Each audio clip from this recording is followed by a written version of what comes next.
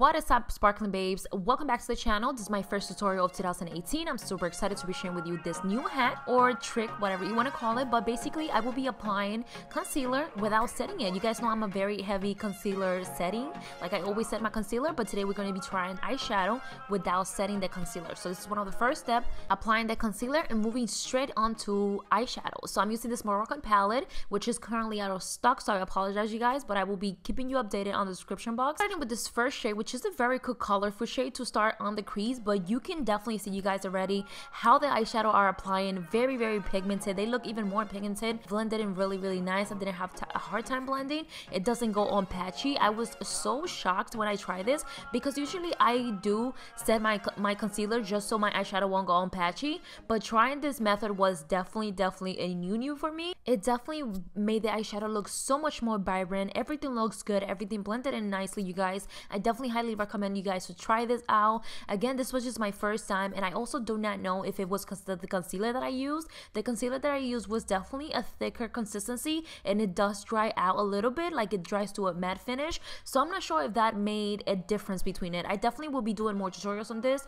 with a more wetter concealer to see if there's a difference between it, but I really like how everything went on. But moving on, you guys, I'm just gonna go ahead and cut the crease. I'm creating a halo effect, and once again, I am not going to set the eyes whatsoever. I'm not setting this concealer. Also, I'm just gonna go straight in with this gold eyeshadow from the same palette and applying it. Once again, the eyeshadow go on perfectly fine.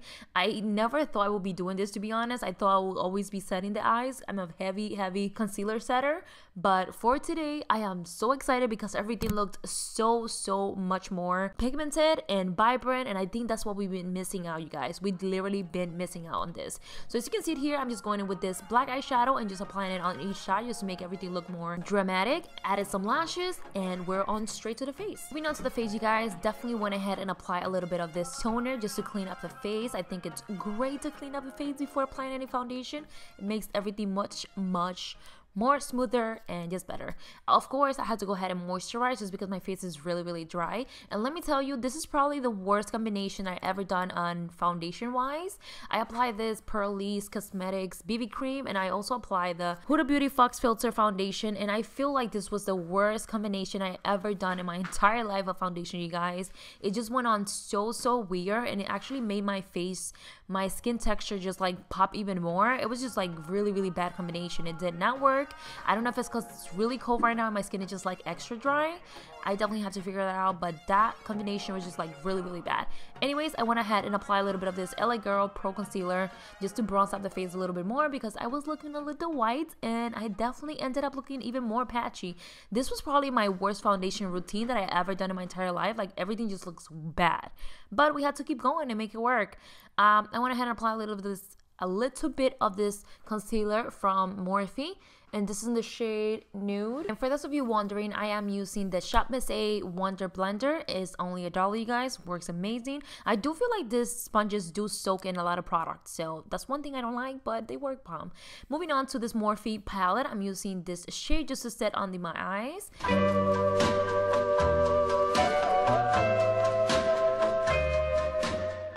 And this right here, my friends, sums up my life. Anyways, this bronzer is super pretty. I got it on one of my Ipsy bags, and it's absolutely amazing. It's beautiful. I love how it blends and it bronzes up the face. I'm just applying it all over it, literally, because I really like how it looks. But again, you guys, this foundation routine just made me look, oh my god, so bad. But we just had to continue and keep going and make sure work, because that's how we roll. Moving on back to the eyes, I'm using this purpley shade, and I'm applying that on my lower lash line, just smoking it out a little bit more, and then I'm going back to smoke it a little more with one of the lightest shade that I use on the crease. Again, I'll be posting everything on the description down below if you guys are interested. Moving on to some illuminating powders. This is from Nomad Cosmetics. This is an Instagram brand that was sent to me. I'm super excited to try this, and the most exciting part, you guys, about this is that you can actually pack it on, or you can use it very lightly, and it will look so beautiful as a highlight or even as an eyeshadow. It's so pretty. As you can see on my tear duct, it looks so bomb when you pack it on, or as a highlight. It looks so pretty.